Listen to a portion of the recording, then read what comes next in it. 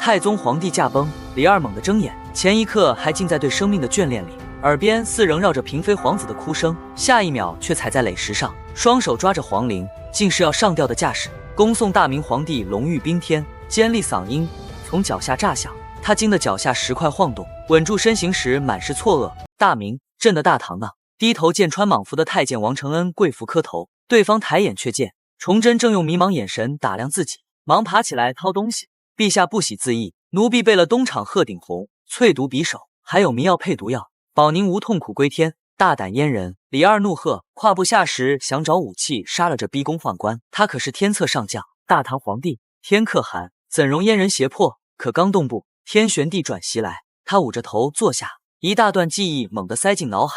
这具身体的主人是崇祯，5岁丧母，寄人篱下，兄终弟及登基后被魏忠贤压得夜不能寐，好不容易除了阉党，大明却早已积重难返，天灾不断，流贼四起，贱奴环伺，贪官横行，党争不休，文臣结党，武将割据。他没学过帝王术，能力不足，却殚精竭虑，最终挡不住李自成打进京，只能来眉山殉国。而他的大唐早亡了700多年。消化完记忆，李二五味杂陈，目光落在一旁朱笔绢帛上，是崇祯的血诏。朕登基17年，逆贼逼京，皆诸臣误朕，朕死无面目见祖宗，去冠冕，以发覆面，人贼劣师，误伤百姓，一声叹息。他对朱由检多了几分敬意，既占了你身躯，便帮你续国祚。转头对王承恩道：“王大办，朕不义了，速组织人手突围。”王承恩愕然，李二却自信满满，凭他的军事才能，500骑兵便能冲流明重围。可王承恩的话浇了他一头冷水，五军营、神书营、神机营都降闯贼了，腾 C 4位，永卫营失去7、8，断了联系。李二哑然，竟只剩自己和一个太监。他咬牙：“王大办，把皇铃捡起来挂树上，朕现在就上吊啊！”正说着，轰隆一声炮响传来，城外李自成部开始攻城，远处火光清晰可见。李二的心骤然热了，却属骨破阵。虎牢关秦双王，玄武门定乾坤，那些金戈铁马的岁月涌上心头。朕闯过比这凶险万倍的场面，区区留名何惧？他眼中燃起斗志，上天让朕重活一世，便用这双手挽天青，复乾坤，再造华夏朗朗乾坤。刚让王承恩挂好皇铃，准备上吊，李二崇祯身却猛地转身，不上吊了。王大办，随朕回宫，召集人手突围。说罢，大步往皇城走。王承恩拎着皇铃，追得气喘吁吁。路上，崇祯皱眉思索，刘明能打到京师，定是满朝上下没了体讨心，不少人还想把自己当筹码献李自成。他急问王承恩：“宫内奴婢你能调动多少？”“大概几百人。”传朕口谕，群臣、勋贵、锦衣卫、东厂，还有守皇城9门的，全叫到乾清宫。王城不守了，另外把太子、永王、定王找来，又特批宫中骑马，限1个时辰到位。王承恩匆匆去调人，崇祯直奔武库想取甲胄兵器，却迎面撞见几10名锦衣卫为首的飞鱼服官员跪地高呼：“锦衣卫南唐指挥同知李若莲参见陛下。”崇祯见他虽憔悴，却满眼赤诚，当即命收拢溃散禁军，随朕去乾清宫，有锦衣卫护驾。崇祯暂不去武库，沿途呼喝逃散的禁军，工人们本惶惶不安，见这位崇祯沉着发令，神色不乱，竟渐渐镇静下来，各归其位。一路行来，崇祯竟收拢了数百人，其中还有大汉将军和精锐边军。可他也知，京师26位中21位降了李自成，能调动的锦衣卫、腾 C 4位、永卫营，要么缺饷半年，要么远在南直隶角张县中，只剩眼前这点人。到了乾清宫，崇祯坐龙椅上敲着扶手思索，300人绝敌不过李自成20万大军，只能用计脱身。刚有主意，王承恩满头大汗冲进来：“陛下，张义门破了，外城陷了，只带回几名大臣，还是2人共起赶回来的。”崇祯面色不变，让传大臣进殿，10几名文武勋贵行礼后，他开门见山：“刘贼势大，3大营投敌，京师无兵可守，诸位有何对策？”大臣们面面相觑。此前朝会就议过，如今局势更糟，谁也没新办法，有人甚至闭眼露失望色。就在这时，崇祯突然说：“朕准备与闯贼议和。”乾清宫瞬间凝滞，随即炸开锅。大臣们都知往日崇祯死要面子，南迁都要等臣子提，如今竟主动提议和。龙椅上的皇帝陌生得很：“陛下万万不可！城下之盟是奇耻大辱。”监察御史陈良模跃众而出：“臣愿死战报国。”陈工部尚书范景文：“愿死战。”年近60的老人颤巍巍跪下：“陈户部尚书倪元禄：“愿死战。”陈左都御史李邦华：“请陛下死战。”大殿内呼啦啦跪了一片，却有几人直挺挺站着。陈诚国公朱纯臣认为陛下可与刘贼议和。一个声音打破激昂，放肆！跪着的大臣怒目而视，恨不能动手。崇祯心中却暗喜，终于上钩了。他要的正是能筛出暗藏的投降派，这些人想绑了自己献礼自成，换新朝富贵。崇祯装出欣慰模样，赞朱纯臣说得甚好。还有谁赞同？陈少瞻、释象玉赞同。臣都给侍中宫顶炮赞同。陛下议和可比尧舜，免百姓受苦。这话近乎投降。范景文、李邦华气得白须发抖，要冲上去打他。崇祯忙让锦衣卫拉住两位老臣，扶去殿后休息。见崇祯偏向议和，死战派面如死灰，投降派却得意洋洋。崇祯看向朱纯臣，语气颓然：“朕愿议和，可刀枪无眼，不愿伤百姓。爱卿替朕出城送诏书，说则即日开城门议和，如何？”朱纯臣大喜，项羽却急了：“陛下，一人恐难让闯王幸福，多派人才显诚意。好，你们几位都去殿外候着，朕修书后，你们即刻出城。”崇祯指着投降派，装作无奈。朱纯臣等人差点欢呼，得意的扫了眼死战派，昂首出殿。殿门一关，崇祯目光骤冷，他招过王承恩：“你怕死吗？”“不怕。”王承恩挺直腰板，请两位老大人出来。崇祯又对王承恩说：“范景文、李邦华被扶进来，老泪纵横，万岁，绝不可议和。”崇祯握住他们的手，温声道：“两位放心，朕怎会做毁社稷的蠢事？”随即转向围上来的死战派，眼中露赞赏：“诸位都是大明脊梁，朕绝不议和。”崇祯刚把突围计划说给死战派大臣，众人瞬间从殉国决绝中燃起声望谁不愿活着力挽狂澜，留名青史。这时王承恩喜冲冲来报：“万岁，太子、永王、定王和义安皇后都找到了，在殿外候着。”崇祯点点头，和群臣敲定计划细节，让王承恩写诏盖喜，掌印太监早跑了。玉玺正好留在乾清宫，他把玉玺揣进怀里，低声嘱咐王承恩几句，笑着赶他：“朕回京还得用你，快随议和派去。”乾清宫门开，朱纯臣见王承恩捧圣旨出来，喜不自胜。崇祯叮嘱：“议和事宜全凭你定，即刻出发。”几人刚往宫门走，就撞见满脸炮灰的守城官军。王承恩忙使眼色打断：“陛下召你们去乾清宫，我们有要事。”官军虽疑惑，难道陛下要降？还是快步往乾清宫赶。殿内，崇祯看着三个未成年的儿子，太子15岁，定王12岁，永王11岁，想起原身杀嫔妃公主时那句“尔何故生我家”，心中一叹，转头见义安皇后张嫣邹秀端丽，绝世无双。更难得的是个性严正，曾斗魏忠贤。张嫣当即质问道：“听闻陛下要和刘贼议和，难道弃宗庙社稷不顾？”崇祯温声道：“皇嫂放心，议和是权宜之计，我另有安排。”说罢讲了计划。张嫣虽有疑虑，却也被计划的周密打动，更暗忖：陛下怎似一夜变了个人？最终点头同意。很快，守城官员带兵涌来，陈兵部右侍郎王家彦携得胜门328人勤王，陈刑部右侍郎孟兆祥携正阳门307人来。崇祯大略一数，竟有1000余人，当即下令去武库选武器，准备突围。到了武库，崇祯怒了，兵器虽利却少，铠甲乱堆，贪腐之严重一目了然。他没选御用凤翅甲，反而捡了套士族轻甲，又吩咐范大人、李大人穿官服，一会有用。皇嫂换太监服，皇子不用换。王承恩连忙带几人去更衣。崇祯拿起一把造型奇异的枪，王家彦忙说：“万岁，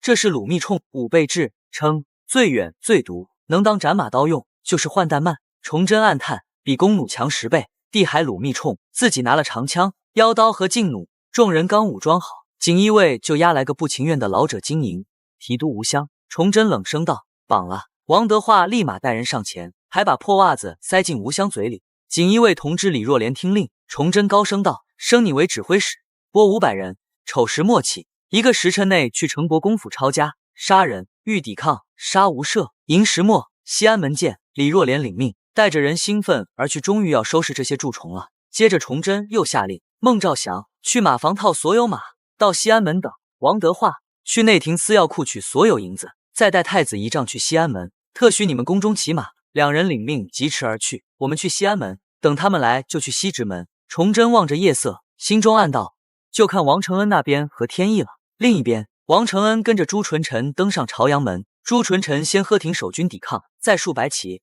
对着城下喊：“吾乃成国公朱纯臣，奉大明陛下命，带议和诏书见大顺领王帝。”大顺军爆发出欢呼，大明守军却有人悲泣，更多人躺倒他们本是被强征的百姓，早听过闯王歌谣，早早开门拜闯王，管教大小都欢悦，不当差，不纳粮，大家快活过一场。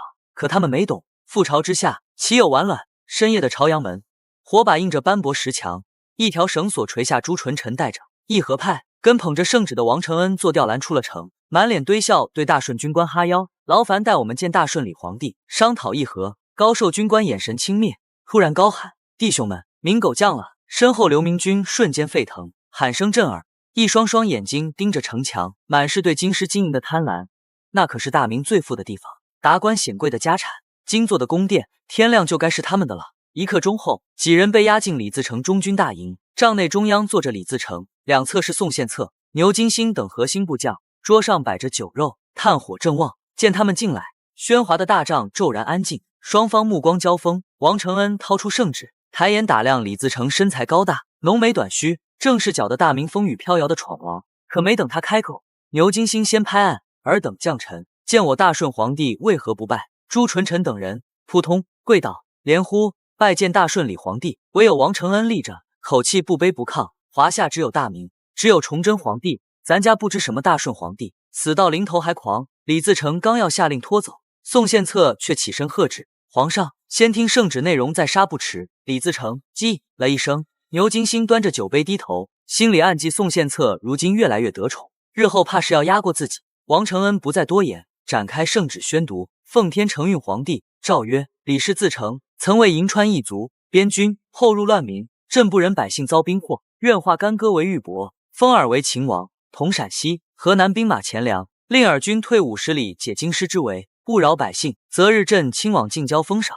钦此。圣旨落地，帐内死寂。李自成手里还捏着块羊肉，竟忘了吃，油脂一滴滴落在桌面上。手下文臣武将也全愣在原地，满脸震惊。这哪是议和，分明是崇祯给闯王封王定界。前一日，李自成还派投降太监杜勋进城劝降，抛出3个苛刻条件，要崇祯割陕西等地，封他为西北王，给100万大军发1000万两白银军饷，受封后可平章县中，抗谏奴，却不受朝廷调遣，不面圣。这本是宋献策的计谋，不愿接大明烂摊子，想借官方封号摆脱流贼身份，等大明与贱奴两败俱伤，再坐收渔利。可那时的崇祯爱面子又没钱，根本不可能答应。谁料才过1天，王承恩竟带来了同意封王的圣旨。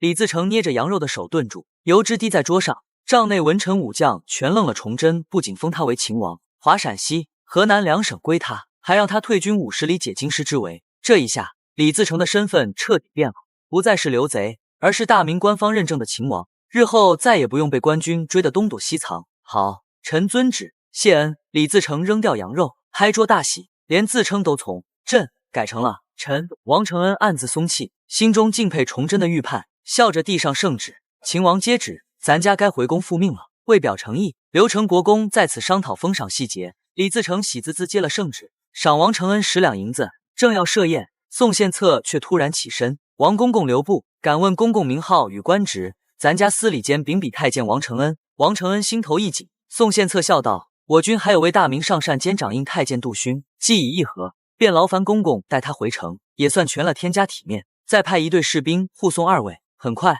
身穿青袍的杜勋被带进来，一见李自成就跪呼：大顺李皇帝！直到李自成亮出圣旨，指了指王承恩，他才慌忙转向王承恩，堆笑奉承这投降的太监，竟误以为是王承恩促成了议和，暗自把他当成了太监楷模。王承恩懒得理会这叛徒，只冷眼看着，等着启程回城。宋献策在大顺军帐中对着李自成躬身请命，请王爷派1队兵丁送2位公公入城。李自成本信任他，刚要应下，牛金星却跳出来反对：军师此举不妥，崇祯记下圣旨，便是有诚意，这般提防反倒像小人之心，恐误了和谈。李自成顿时犹豫，他也怕多疑的崇祯被刺激的寻死，坐实自己反贼身份。宋献策却从容道：只派100人护送，不入紫禁城，在外城等候，既能接应封赏大典消息，又不冒犯崇祯，何乐不为？李自成当即拍板：准了。牛金星见状，闷坐一旁灌酒，眼中妒火翻涌成怨，却藏得严实。宋献策趁机拉过李过耳语几句，李过点头离去，很快带了队精锐来。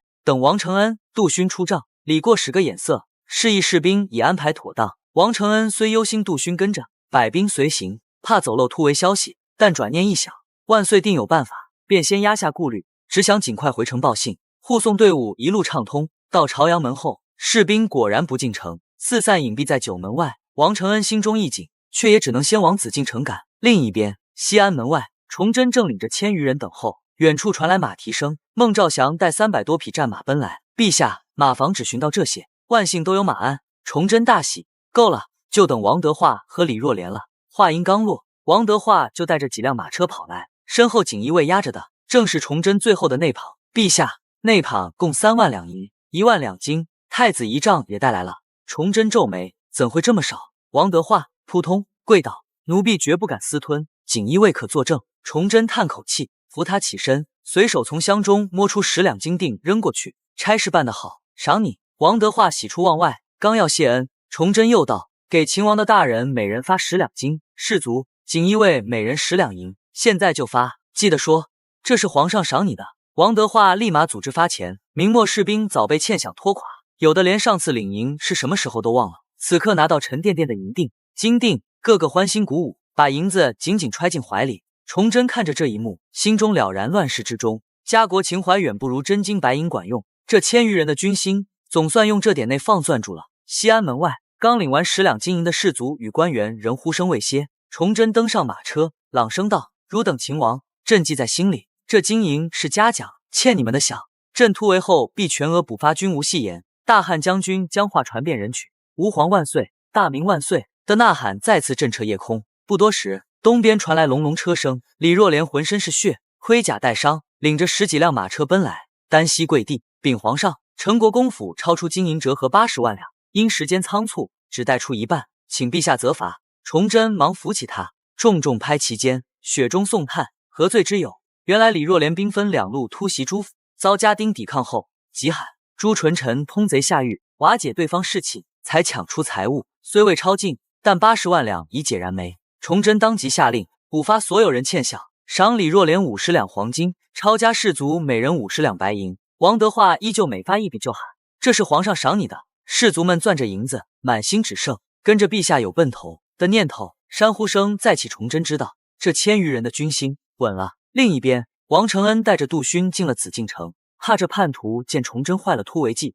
故意放缓脚步。他突然沉脸问：杜公公，宣化府你可是早降了闯贼？杜勋：哈，地扇自己耳光，是张承应逼我的，求您在陛下面前美言。王承恩冷笑望天：万岁原以为你殉国，都给你立了词，应了字，如今知道你降贼，你觉得他会饶你？杜勋吓得扑通跪倒，额头冒汗，忙掏出20两银子举过头顶，求公公指条活路。王承恩接了银子，扶他起来：你先找僻静处躲着，我去劝劝万岁，等他气消了再说。杜勋如蒙大赦，刚要转身，背后却传来一声慢着，吓得他浑身一哆嗦。寒风里，杜勋被王承恩拉到僻静处安顿，生怕他撞见锦衣卫丢了命。王承恩不敢耽搁，飞马奔西安门，远远听见万岁呼声，立马冲过去：万岁，奴婢回来了。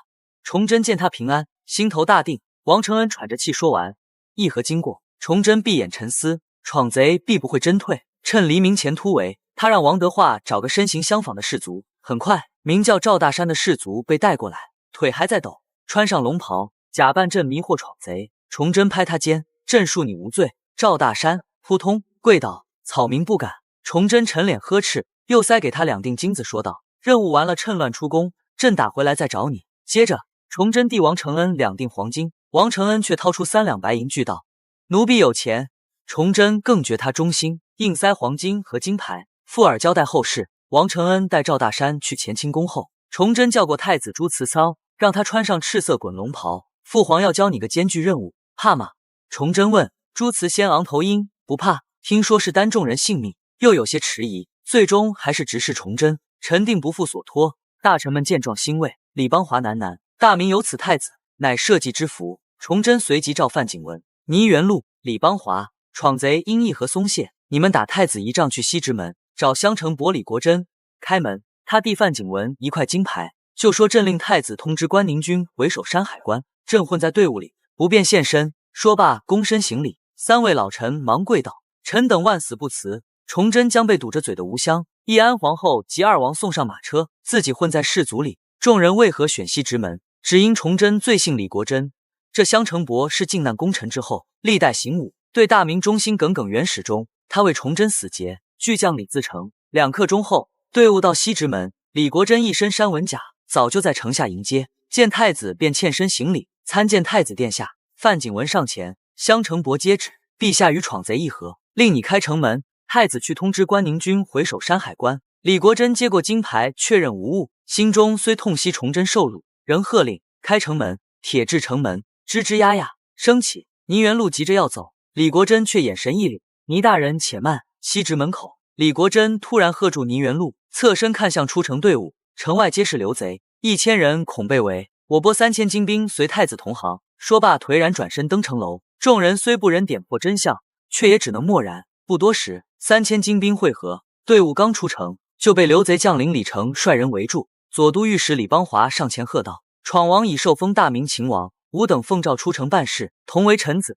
你为何阻拦？”李成本是山贼降将，没听过几句官话，正猛着，太子朱慈肆意突然打马而出，佩刀出鞘：“吾乃大明太子朱慈死偶，耽误要事，诛你9族！”说罢，一马当先冲向前。范景文、李若莲等人紧随其后，4000士卒杀气腾腾跟上。李成胯下战马连连后退，流贼虽多，却没了主心骨，眼睁睁看着明军从身边走过，竟从明军眼里读出未能厮杀的遗憾。等明军走了一盏茶，李成才惊醒，那是太子，忙拍马奔李自成大营报信。逃出顺天府后，众人仍不敢置信。王德化跪倒吹捧：“万岁真乃神人！”范景文也赞：“陛下金蝉脱壳，有太祖之风。”崇祯摆手指了吹捧，眼下最急的是去向。倪元禄建议南下应天府，陈良谟却主张东去会关宁军。众人看向崇祯，他指向东方于杜白，先去通州。孟兆祥请命断后，崇祯却道：“替身未暴露，闯贼不会追，分兵反而起疑。”众人依言上马，消失在曙光里。另一边，李自成大营内，众人醉倒酣睡，只剩宋献策清醒。李成冲来报信，见大明太子带3、4千人出城，宋献策立马召斥后，斥候禀道：“队伍从西直门出，向东去，说要通知吴三桂回守山海关。”没见崇祯。宋献策眼神一凝，令斥候联系紫禁城内的杜勋，再让刘方亮骑兵备好截杀。关键是确认崇祯是否还在城里。黎明时分，内阁首辅魏藻德揣着劝进大顺李皇帝荣登大宝表，坐马车去朝阳门享献表求新朝富贵。到了城门口，却见守军横七竖八睡满，连少尉都昏沉。马夫叫醒一名士卒，士卒不耐烦道：“皇上要和流贼议和，成国公昨晚就出城了。”魏藻德在车里听得大惊失色：“什么？昨晚就议和了？”朝阳门前，马夫传的消息让魏藻德肠子都悔青了，昨晚贪睡，竟让朱纯臣抢了投降头功。他急得呵斥士卒开门，可守军只顾酣睡，有人还骂：“大明都要亡了，摆什么官架子？”魏藻德没法，只能忍痛喊：“谁开门？赏10两银子！”一名校尉立马喝退众人，指士卒开门，眼睛却直勾勾盯着银子。魏藻德扔出银子，气冲冲钻进马车，校尉把银子揣进怀里，换个地方继续睡。其他士卒只能纷纷散开。出了城，魏藻德脸色铁青，马夫替他抱不平，却被他厉声喝止：“闭嘴！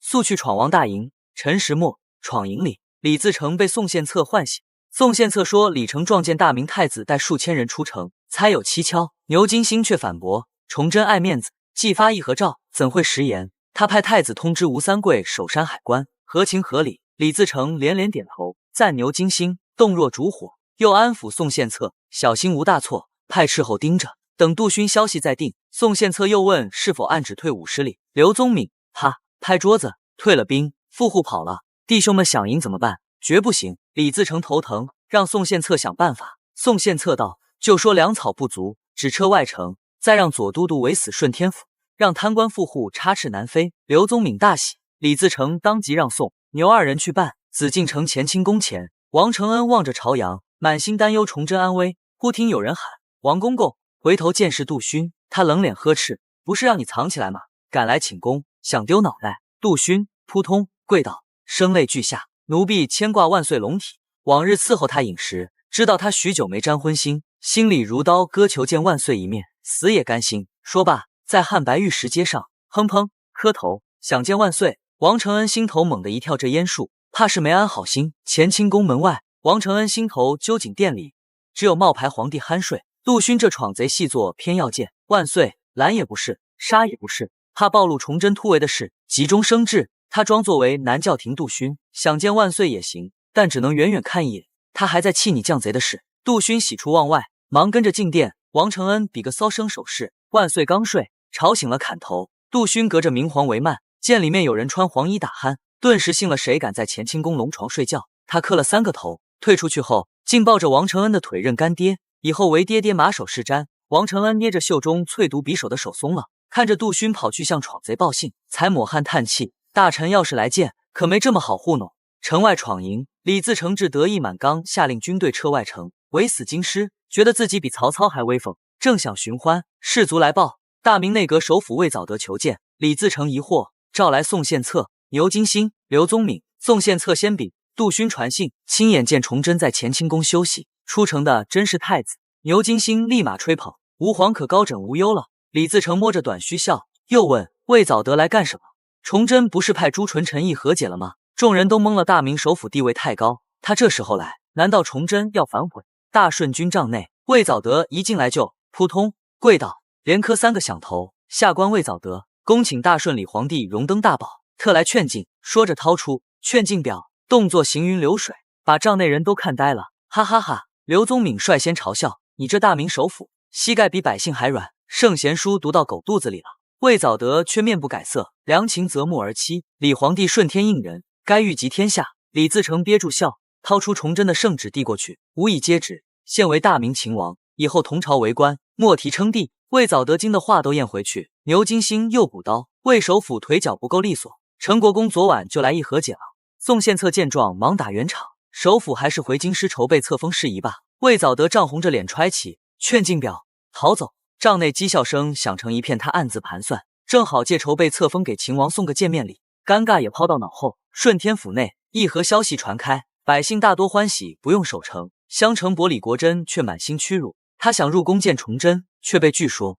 皇帝休息，只能落寞回府。夫人迎上来担忧道：刘贼常追赃助饷，老福王都被做成福禄宴，我们早做打算吧。李国珍叹气，现在跑太迟，刘贼围得密不透风，除非弃了家产，换百姓衣服趁乱逃。夫妇俩沉默良久，最终只能决定如此。李国珍亲自去安排，怕下人泄露消息。紫禁城乾清宫内，赵大山呆坐龙床，看王承恩急得转圈。王承恩突然眼睛一亮：你能喝酒吗？赵大山点头。王承恩立马下令：你假扮万岁喝酒，大臣来觐见就装醉，别说话露馅。很快，御酒运进殿，王承恩在赵大山中医，龙床上洒满酒，殿内酒气冲天。刚安排好，司礼监掌印太监高宇顺就来了。这太监3月18日就失踪，如今突然出现，高公公从何而来？王承恩警惕追问。高宇顺急道：我去城外找援兵，被刘贼捉住，听说议和才放回来，还找到袁贵妃、坤心公主，他们重伤未死。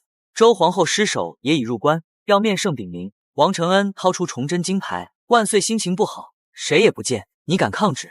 高宇顺见金牌是真，只能不甘退去，说在养心殿等消息。刚送走高宇顺，小太监突然跑来急报：王公公，元府魏藻德要面圣，已经到奉天殿了。王承恩瞪大了眼睛，这下麻烦了。小太监刚报完魏藻德要来面圣，王承恩立马进殿安顿好。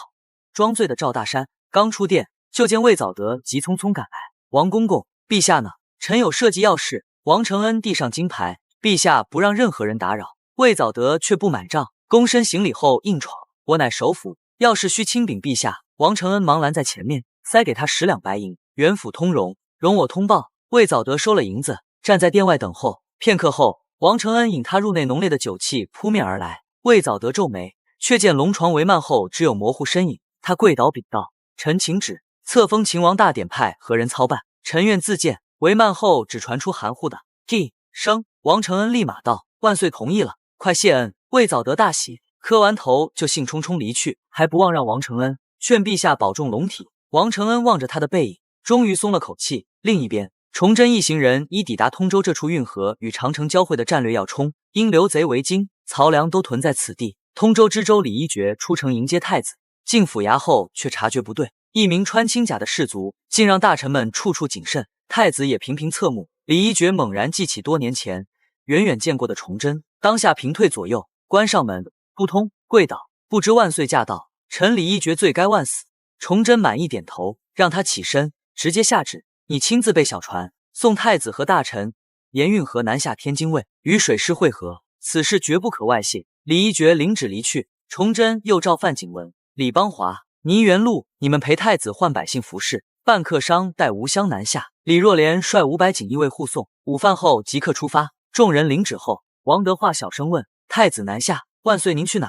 崇祯目光炯炯：“你随我东进，找关宁军。”屋内，施邦要率先跪倒：“陛下不可身犯险，随臣等南下天津，再去应天府整顿兵马北伐，方为上策。”众臣纷纷跟着下跪，不愿让皇帝流险的。崇祯却轻笑揉眉，语气陡然坚定：“南直隶朕会去，但不是现在。朕不要像丧家犬般被赶去南方，说过打回京师，就绝不食言。汝等遵旨行事即可。”见他神色不容置辩，大臣们只好起身筹备。崇祯召来义安皇后与太子3兄弟，平退左右后叮嘱：“你们换百姓服饰，遇官员称老爷，相公遇平民称老爹，兄长切不可露马脚。”李若莲的锦衣卫防不住官兵，务必低调。永王、定王懵懂，太子却重重点头：“父皇放心，弟弟们，我会照看好。”随后，崇祯将一面金牌塞给张嫣：“劳烦皇嫂护着皇子们去天津。若朕反攻成功，你们沿运河回京师；若朕战死，就带太子去应天府登基。所有人由你调遣。”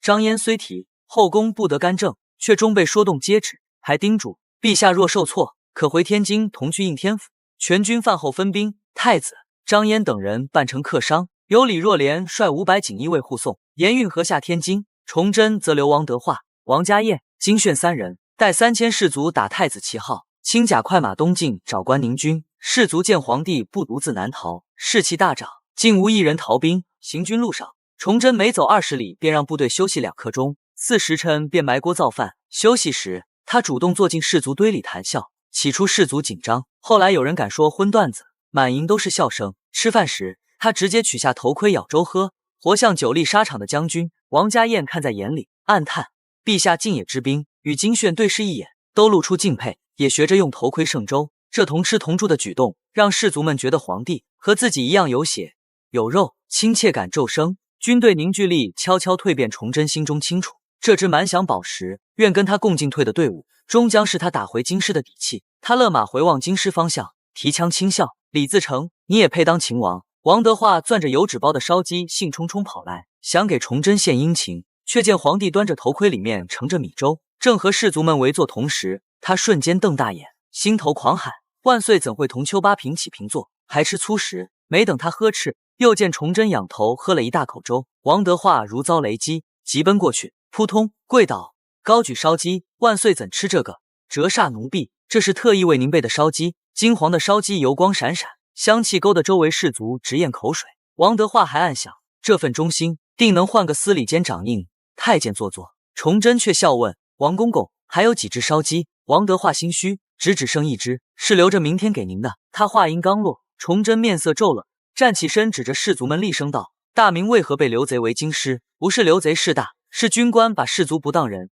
鞭挞、吞饷、练私兵，士卒没活路就掠民，边军成了兵匪，百姓活不下去才投刘贼。九边总兵见敌就将，这才是根由。”他握拳痛心：“朕今日立第1条军令，长官必与士卒同吃同住，朕也不例外。这2只烧鸡分给巡夜的夜不收，他们最辛苦。”话音落，士卒、锦衣卫齐齐跪倒，嘶吼道：“愿为陛下赴死！日月山河永在，大明江山永在。”此前他们只认皇帝身份，此刻却愿把命交出去。王家燕、金炫热泪盈眶：“陛下英明，大明忠心有望。”崇祯见王德化跪得满头冷汗，语气放缓：“起来吧，朕不怪你，只是日后做事要三思。”王德化忙爬起来，把烧鸡塞给锦衣卫，暗忖以后少说话，多做事。崇祯磕了磕头盔里的残渣，看了眼计时的檀香，此时是3月20日子时出，全军上马，再向东走1个时辰，扎营休息，尽快去永平府会关宁军。3000人马立刻紧张有序地忙碌起来，朝着东方疾驰而去。3月20日辰时，李自成还在闯营的温柔乡中酣睡。昨日他撤外乘兵马，围死顺天府，派李过、刘方亮率骑兵巡防秦王军，又让宋献策借细作传译和消息，收买官员。宋献策从内阁首辅魏藻德口中得知，崇祯在乾清宫醉生梦死，不见官员，再结合杜勋的宫内情报，断定崇祯心灰意冷，大顺取代大明指日可待。李自成等人大喜，昨夜摆宴庆到凌晨，随后又入帐征伐半宿。皇上，宋先生该说您耽于妇人了。美人轻推李自成，他却搂过美人笑：“今日军国大事，就是你。”帐内木床摇晃，帐外清兵相视坏笑，悄悄凑过去听动静。临近中午，李自成才春风满面出帐，牛金星迎上前递上奏书：“王爷，朱纯臣已同意条件，您过目。”奏书里除了崇祯封王的承诺，还要求内批出1000万两犒军。李自成早知道崇祯没钱，就等着到时候借故劫掠，而朱纯臣等人不仅同意，还拟了追赃名单，想借刘贼除异己，这也是明末党争的老套路。李自成扫了眼奏书，递回牛金星，宋魏早得转呈皇上。3月26黄道即日办册封大典，朱纯臣等人却不愿回城，上前一道：“王爷军威雄壮，臣等心生仰慕，求留营参观。册封时随大军入城，实则他们怕刘贼乱抢自家，想跟着李自成保安全，毕竟名单递了，表现够了，跟着新主才不怕。”误巧李自成没多想，便点头应了。李自成被朱纯臣的谦恭哄得通体舒畅，仰头大笑后，吩咐牛金星留几位大人待册封日同入城。牛金星笑着应下，眼底却藏着鄙夷。送走千恩万谢的朱纯臣等人，李自成立刻下令让城内细作盯紧京中权贵豪绅。成国公府前几日被锦衣卫抄了，财物早空了。牛金星低声禀报：“崇祯小儿凑银子罢了。”李自成阴笑：“围住京师，城里的早晚是咱们的。”说罢转身入帐，紫禁城文渊阁。魏早得捏着李自成的议和奏书，要白银1000万两。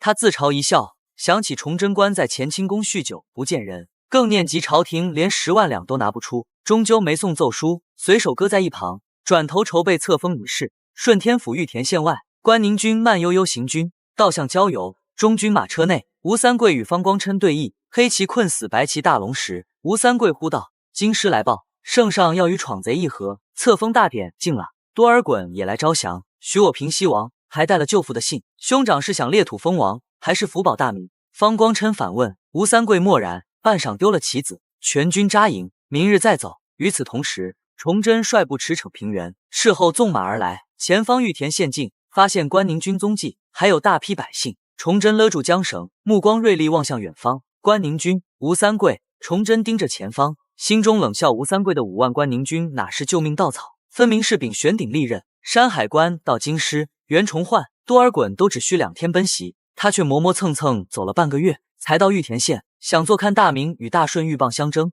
崇祯眼中寒光乍现，就算是饿狼，朕也要撕他块肉。当即喝令全军全速前进，一齐绝尘。半个时辰后，事后来报，前方有随关宁军入关的辽东百姓。崇祯眼前一亮，立刻吩咐王家燕带50骑宣旨，许每户4升军粮，又令金铉整饬军容，要在百姓面前显大明威武。他低头看着自己沾满尘土的士卒亲甲，正无奈，太监王德化却因锦衣卫抬来鎏金凤翅甲，奴婢猜万岁爷突围时嫌他招摇，便悄悄带来了。崇祯又惊又喜，换上铠甲内甲鱼鳞坠金龙，胸嵌贴金护镜，头盔是凤翅红缨，真武圣相，瞬间威风凛凛。他心头舒畅，果然太监贴心，这身行头，百姓才信大明。未到，吴三桂也不敢当众造次，随即令王德化带锦衣卫开路，缓缓前行。一炷香后，前方黑压压的辽东百姓映入眼帘，他们家园被贱奴所占，亲人遭掠，走投无路，才背井离乡，踏上未知的流亡路。见王德化开路而来，王家燕立刻喝令百姓圣驾已至，跪迎。百姓纷纷伏地，他也下马跪于道旁。很快，锦衣卫与军容严整的士卒列队而过，百姓暗自惊叹其气势不输关宁军，却不知这原是普通京师禁军，全靠崇祯同甘共苦与满饷才焕发生机。皇帝来了，孩童一声喊，众人抬头，只见崇祯身披鎏金凤翅甲，端坐马背，日光下宛若天神。王家燕率先高呼：“恭迎吾皇，万岁万岁万万岁！”百姓齐声附和。崇祯勒马开口：“朕未能护佑尔等，深感愧疚。贱奴犯境，朕派关宁军抵御，刘贼逼近，跳军秦王累尔等流离，今特来慰问，每户发粮4升，待当平刘贼。朕许尔等在顺天府安家，日后共赴辽东。”百姓欢呼叩拜，粮车随即铺开。金铉却忧心忡忡拉着王家燕：“军粮要少1/3，后续怎么办？”二人寻到崇祯，道出忧虑。崇祯轻笑，马鞭指向前方。事后报，5里外扎营的正是吴三桂的关宁军，发粮只需让部分百姓传信，引得更多辽东百姓跟随，届时便可吸纳他们为后勤民夫，兵马未动，粮草与后勤缺一不可。王家燕与金铉惊叹不已，连忙去督办发粮。崇祯望向东方，暗忖：吴三桂若想做曹孟德，朕便携万民而来，看你当众能耍什么花样。粮发完后，军队东行，晚来的百姓见他人粮袋鼓鼓，纷纷跟上，不知不觉聚了近万人。王德化怕百姓抢粮，急得想驱赶，崇祯却只含笑端坐，稳如泰山。终于，前方黑压压的关宁军大营映入了众人眼帘。王德化松了口气，请示崇祯是否通知吴三桂出营迎接，却被崇祯驳回，直接进去。话音落，崇祯一家马腹冲在最前，王德化慌忙跟上，不多时抵达关宁军大营。守营士卒在总旗指挥下举枪戒备，喝令站住。王德化尖声斥道：“圣上在此，还不跪迎！”总旗见崇祯身披鎏金凤翅甲，华贵远超吴三桂，当即解警戒，开寨门，率众士卒伏地高呼万岁。崇祯未多言，命王家燕搬来军饷箱堆在营门，指着总旗道：“朕慰劳将士，速让全军来领饷。”王德化遵令开箱，白银在夕阳下闪的士卒，百姓挪不开眼。锦衣卫发银时不忘高声道：“这是万岁爷赏你的，10两现银远超平日克扣后的铜钱。”食物领银士卒纷纷跪地谢恩，百姓也暗盼被征兵。吴三桂闻讯赶来时，已有数千关宁军领了营，见士卒喜滋滋藏银谢恩，他心头堵得发闷，清兵抱怨，白扔银子，被他厉声喝止。吴三桂抽马冲去，撞翻数名士卒，在距崇祯50步处勒马停下，喧闹瞬间静止。他眯眼迎着夕阳逆光中，崇祯身披金甲走来，目光平静无波，嘴角还带着自信笑意。而崇祯带来的士卒已握紧武器，有人悄悄给火铳装火药。吴三桂心头一凛，暗悔冒失。一番挣扎后，他翻身下马，单膝跪地，平西伯吴三桂，拜见陛下。崇祯淡笑：“爱卿辛苦，平身。”吴三桂请他移驾中军，却被崇祯拒绝：“不必，你召集全军都来领饷。”吴三桂迟疑间，王德化已高声吆喝：“关宁军弟兄们，快来领万岁爷的赏银！”原本静止的队伍再度喧闹，士卒们再把总带领下，纷纷涌向发饷处。关宁军士卒虽平日为吴三桂如虎，可如今有崇祯撑腰，竟无视他铁青的脸，陆续上前领饷，齐声叩谢：“谢万岁爷赏！”吴三桂怒火攻心，豁然转身：“陛下有雅兴，臣身有恙，暂回营歇息。”不等崇祯回应，他翻身上马，带着清兵疾驰而去。王德化见状，涨红了脸，尖声喝令：“放肆！锦衣卫何在？拿下！”话未毕，崇祯淡淡挥手制止：“平西伯城府，不过如此。”说罢调转马头，回了自家3000军马中。中军大营内，蓟辽总督王永吉、辽东巡抚黎玉田、谋士方光琛早已等候。见吴三桂阴沉着脸进来，黎玉田急问：“可是陛下来了，怎不请他入帐？”吴三桂烦躁应了声：“是。”黎玉田刚要往外走，却被他厉声喝止：“站住！封帐，没我命令，任何人不准出营。”清兵当即架枪拦在帐门：“吴大人，你敢软禁朝廷命官？”黎玉田气得浑身发抖，可明末朝廷早已羸弱，武将手握兵权变成军阀，文官节制武将的规矩早被踩碎，即便王永吉官阶更高，也奈何不了拥有关宁军的吴三桂。方光琛忙上前打圆场：“天色已晚，或许大帅认错人了，待确认后再以天子礼相迎不迟。”吴三桂顺势对二人致歉，黎玉田、王永吉虽不满，也只能悻悻离去。帐内只剩2人，方光琛急问：“真见陛下了？他怎从京师突围的？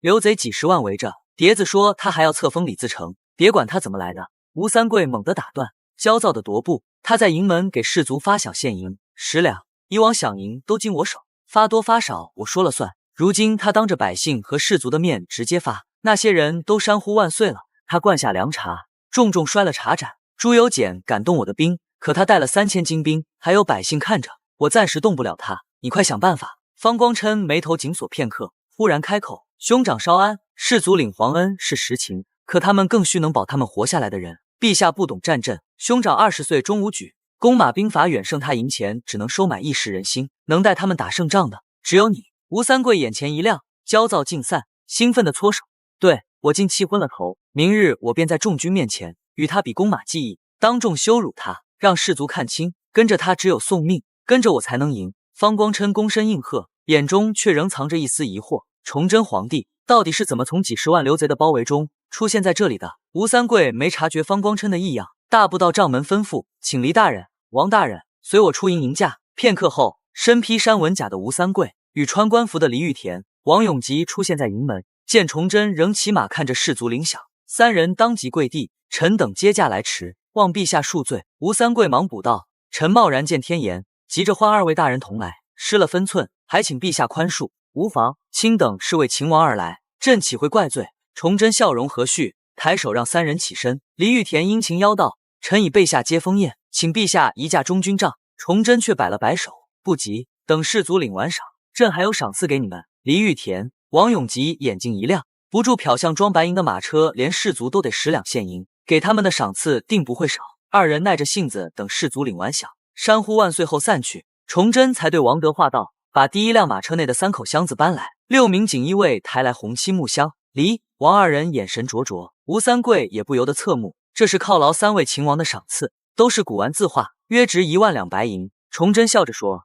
三人再次跪地谢恩，又劝崇祯入营。吴三桂更是急着将他与禁军分开控制，单膝跪地恳请：“陛下若不入营，臣心难安。宴席已备好，恳请陛下赏光。”崇祯上前扶起他，吴三桂嘴角刚露奸笑，却听崇祯悠悠道：“爱卿中军，宴席就免了。朕从京师突围，军粮本就不多，还分了些给百姓，不如将宴请的银子换成军粮给朕的禁军。”此言一出，吴三桂骑虎难下，周围目光都像在看反贼，他只能硬着头皮道：“关宁军粮草本就是陛下的，任凭陛下调配。”哦，当真？崇祯目光锐利地盯着他。当真？吴三桂欲哭无泪。那便调3万10粟米吧。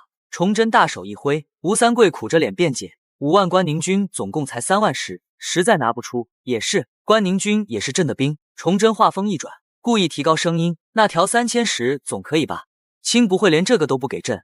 周围的士卒与百姓都听得分明。吴三桂咬牙道：“遵旨，朕现在就要。”崇祯转头对金炫下令，全军就地扎营，派1000士卒随平西伯入营运粮。金炫满脸通红的领命，带着人走到吴三桂面前：“吴大人，现在便可入营搬粮了。”吴三桂脸色铁青，牙齿咬得咯咯响，却见崇祯根本不看他，转头与李玉田、王永吉谈笑风生。他恨恨转身往营内走，金炫立马率人跟上。短短1下午，他已吃了2次暗亏。崇祯目送吴三桂背影，心中冷笑：“有本事你现在反，看有多少士卒响应；没胆子就乖乖吃这个哑巴亏。”随后他对李、王二人道：“天色晚了，朕今夜随禁军在营外宿营，明日再入大营。2位爱卿请回吧。”李、王见吴三桂吃瘪，哪敢多言，忙命亲兵抬着赏赐箱离去。崇祯紧绷的身体终于松弛，一股疲倦感袭来，方才他看似云淡风轻，实则一直在试探吴三桂的底线，精神高度紧绷。好在吴三桂没当场发难，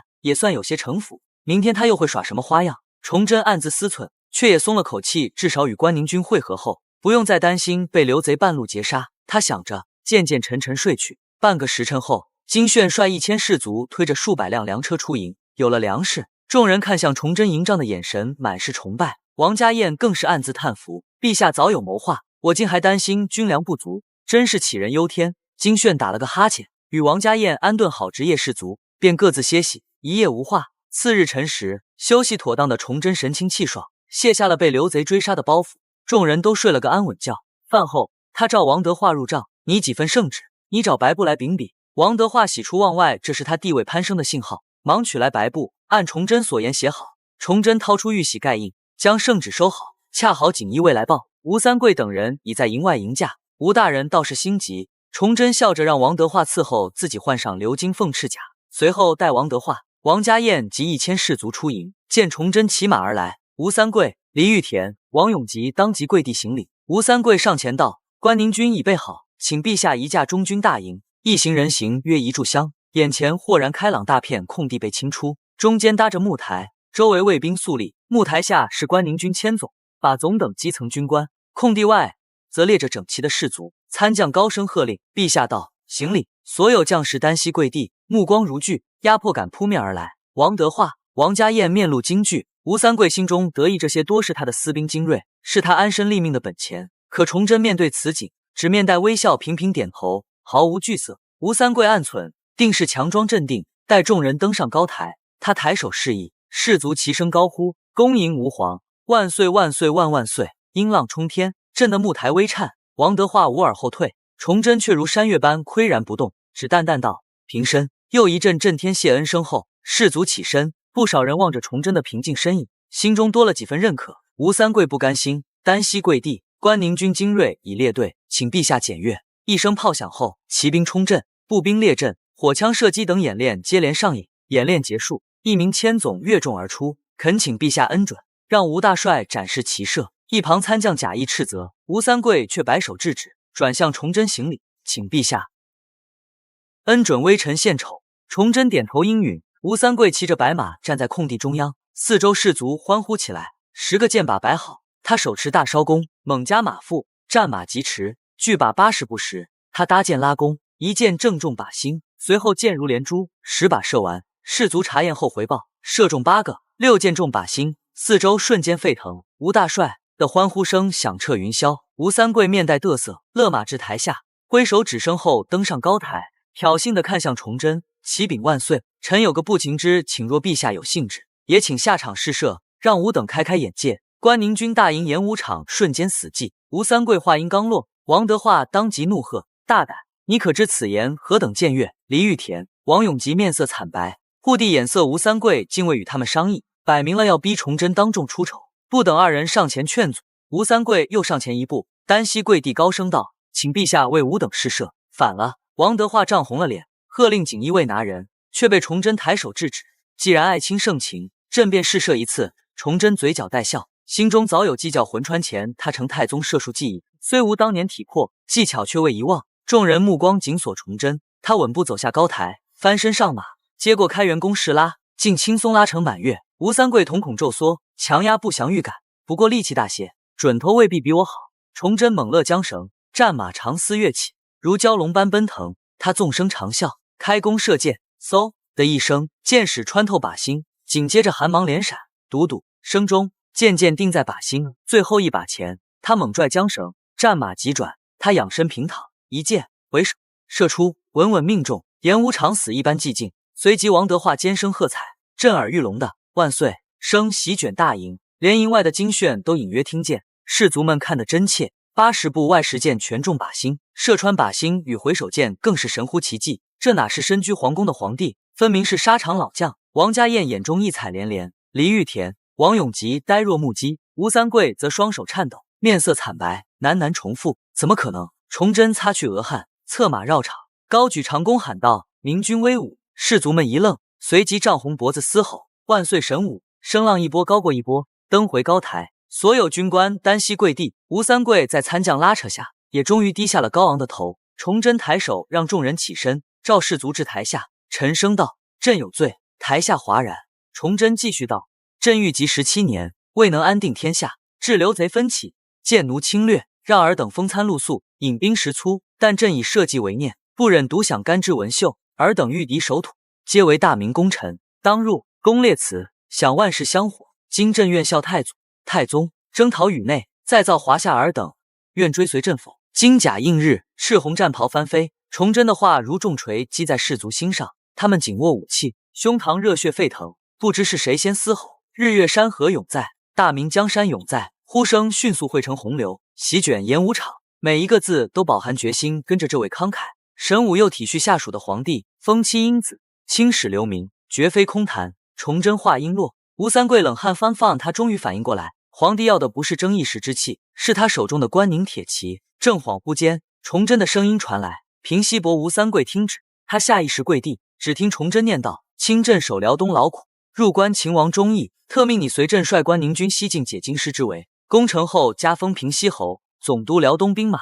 吴三桂猛然清醒，皇帝竟未夺他兵权，还加官进爵，他脑子又乱了。直到王德化低声催促，才慌忙接旨：臣谢陛下隆恩。崇祯扶起他，笑问：爱卿的欢迎仪式很精彩，还有惊喜吗？吴三桂忙邀他入帐饮酒，却被崇祯拒绝：不必了，传令部队开拔，解京师之围。说罢转身就走，不给吴三桂多言的机会。这时王德化尖声唤李玉田、王永吉：陛下对二位另有旨意，随咱家来。路过吴三桂时，他压低声音：令尊与太子已去应天府，等大人捷报。吴三桂惊诧抬头，只见王德化行礼后，便领着二人追崇祯而去。待众人走近，吴三桂脸色铁青，对亲兵队长下令：全军扎营，不得擅动，等京师消息再做打算。说罢，快步找方光琛分析皇帝的用意。另一边，李玉田、王永吉随崇祯至营外。崇祯先对李玉田道：命你去永平府安置辽东百姓，分至开平、滦州等地，有投军者交王家燕审查，即刻去办。李玉田领旨退下。接着崇祯对王永吉道：你率部回冀州镇，防箭奴从喜峰口侵袭。王永吉担忧：臣若走，关宁军只剩3万，恐难敌闯贼20万，恳请随陛下解经围。崇祯眼中金光一闪，语气低沉：朕自有退敌计，你只需留意关宁军动向，再遵话。冀州留兵若吴三桂驰援时有异动，务必沿途阻击，等朕军令。王永吉惊骇抬头：陛下是说吴三桂可能反？崇祯冷笑：他最好不反，不然辽东总督的位置要换人了。王永吉心头一喜，这是暗示他有机会接任，当即高声领旨，正要退下，崇祯忽然问：入关后，山海关何人镇守？是总兵高第。王永吉答。崇祯点头：你今日就动身，勿走漏风声。待王永吉离去，崇祯召王德化：你密令派得力锦衣卫速送山海关高第，写好后封上火漆盖章，交与王德化。王德化领命，匆匆而去。关宁军大营内，吴三桂阴沉着脸，将校场上崇祯的所作所为全盘告知方光琛，又递上那道白布圣旨。方光琛快速浏览后，苦笑着摇头：是我失算，没料到身居皇宫的陛下竟熟破骑射，本想削他威仪，反倒让他在士族面前立了威望。他顿了顿，指着圣旨分析：善意者谋士，陛下现在握着士族拥戴的势头，这道旨一下，兄长再无推诿余地，只能随他西进解经围。毕竟关宁铁骑还在你手中，他没法硬夺。吴三桂悬着的心稍定，方光琛却话锋一转：王德化说令尊与太子去了应天府，得尽快核实。眼下若陛下要开拔，人心必乱，不如把你从关外带的歌姬献给陛下，拖延几日，等京师探子回信再做打算。吴三桂大喜，当即应允。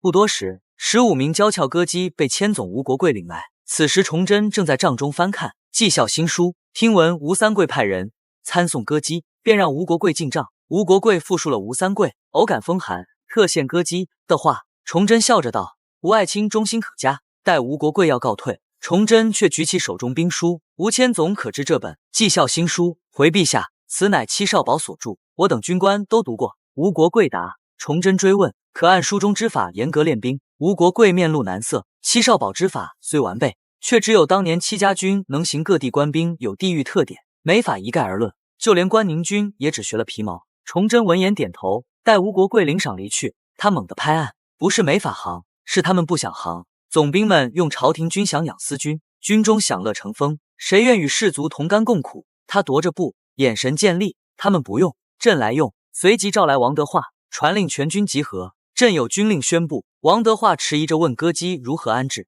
崇祯道：先找营帐安顿，朕有用处。片刻后，3000士卒齐聚。崇祯站在高台上，举起绩效新书：诸位可知这是何物？这是戚少保所著的绩效新书。台下顿时窃窃私语，有人嘀咕：是绩效新书。立马被人反驳：戚少保的书哪能沾？绩定是高雅名字，就是俺也说不清啥字。肃静。崇祯听着士卒们对绩效新书的胡乱议论，脸色骤黑。他早知道士卒目不识丁，却没料到3000人里识字的竟不足100人。待稀稀拉拉的识字者出列，他强压心绪，问营中是否有绩效新书。得到无的答复后，只让大部队各回营地，留识字者随他来。军中现行何法？崇祯问。经训上前解释：操练一、操练法。军法有大明律、军律、军卫法等，因时、因地、因军种不同，法令不断增补，需反复教授，法令庞杂，士卒如何记？实战效果呢？崇祯追问。经训痛心道：大多只是队列训练，士卒欠饷严重，记忆荒废。平日耽于玩乐，只有粮饷丰厚的家丁私军能战，其余皆不堪用。崇祯面色未变，对识字者沉声道：这3000人已分忠贞、忠勇、忠义3营，你们先熟读本营，仅要操敌号令，再交给其他人。1人学战教10人，10人教100人。明日教会者赏银10两，教不会者鞭笞20，明白吗？众人凛然应是。锦衣卫很快抄好号令分发，经训负责督导教学。崇祯在帐内踱步，以天策上将的军事经验，结合大明现状构思整军方略，写下大致雏形后藏入怀中。走出帐外，见士卒只练基础队列，他皱眉：这般训练打不了硬仗。可眼下既没时间，也没银钱彻底整军。抄没成国公府的80万两已花去60万，剩下的撑不了数月。吴三桂还未有3万关宁军，必须速战速决。崇祯快步走向王家堰的募兵处，营门口早已挤满辽东百姓。他们见崇祯慷慨，军粮充足，都想来投军谋活路。王家堰正询问应召者情况，见崇祯来，忙起身行礼，百姓也纷纷下跪免礼。崇祯扶起众人，拿起募兵记录问：兵之贵选，你依何条件招募？臣看身份、年龄、身体。王家堰答。崇祯补充：再加2条：1不用油滑奸诈目无尊长之人，这类人易造谣惑众。二、优先选乡野老实人，看他们手面皮肉坚实，带黄土色的，锋伟，有武艺，力大，伶俐者皆可。熟悉军法后必能大用。王家燕连连拜服。崇祯又道：你派人告知百姓，朕最多停留2日，募兵也只这2日，现在跟朕来，有要事相商。崇祯叮嘱王家燕后，转身回营，令锦衣卫速召金炫来中军帐。待2人到齐，他沉声道：今明2日全军休整，后日卯时3刻启程西去，直抵顺天解京师之围。朕亲领忠勇营为先锋。王家燕率忠贞营居中，金炫统中义营断后。话落，他看向金炫，眼神锐利，多派斥候，盯紧身后关宁军的一举一动，切勿大意。2人躬身领旨，随即退下部署。京师紫禁城内，内阁首辅魏藻德在文渊阁忙完册封鼎自成的大典章程，便捧着奏书往乾清宫去。汉白玉台阶上，王承恩正走神，魏藻德轻唤数声，才将他唤醒。这是内阁与礼部拟定的册封仪轨，劳烦公公转呈陛下。魏藻德递上奏书，静静等候。王承恩入殿片刻，便持批红奏书出来。魏藻德接过一看，却皱起眉头。奏书上只有朱批，无玉印。王公公为何未盖玉玺？他疑惑追问。王承恩压低声音，面露难色：陛下近来沉迷饮酒，这奏书是咱家硬把他叫醒，瞄了一眼，他扔在地上，让咱家直接批红。玉玺在他手里，咱家哪敢私用？魏藻德沉默片刻，也知眼下要紧的是打发走围城刘贼，便不再纠结，只道：请公公转告陛下，时君之路，臣必分忧，也请陛下保重龙体。说罢，躬身离去。王承恩望着他的背影，脸色骤冷，暗忖：该动身了，还得把贵妃和公主接上。他转身入殿，很快领了个穿侍卫甲的汉子出来，正是赵大山。虽满身酒气，眼神却依旧清亮。2人快步往养心殿去。养心殿外，司礼监太监高宇顺已等候在此，见王承恩带个侍卫来，虽有些诧异，仍引他们入内。殿内药味弥漫，元贵妃与坤心公主躺在绣床上，面色苍白，仍在昏睡。王承恩拉着高宇顺到角落，低声试探：高公公，闯贼兵临城下，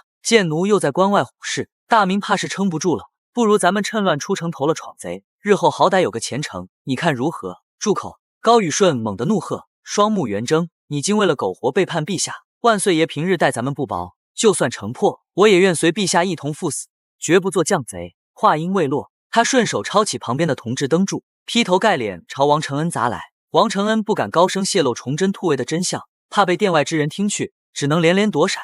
不多时，他被逼到殿内死角，眼看铜灯柱就要砸到身上，急得高声喊道：万岁爷已经从京师突围出去了。高宇顺的动作骤然停住，喘着粗气，满脸惊诧：你再说一遍。就在这时，绣床上忽然传来一声轻吟，2人循声望去，伤势较轻的元贵妃被吵声惊醒，正缓缓坐起身来，眼神茫然地看着殿内2人。高宇顺、王承恩见元贵妃醒转，忙跪倒行礼。元贵妃想起前事，悲戚落泪，殿内陷入沉默。待情绪稍缓，他问起崇祯下落。王承恩轻声道：娘娘，万岁爷已于3月19日带太子突围出城，叮嘱奴婢见机待您和公主出宫，等他率关宁军打回京师。元贵妃又惊又喜，定了定神问：如今可是要动身了？王承恩点头，拿出备好的粗布麻衣，又向高宇顺致歉，方才试探是为确认忠心。高宇顺笑着摆手，提议自己留下。我是首席掌印太监，在宫中说话管用，你们带2位主子出宫目标太大，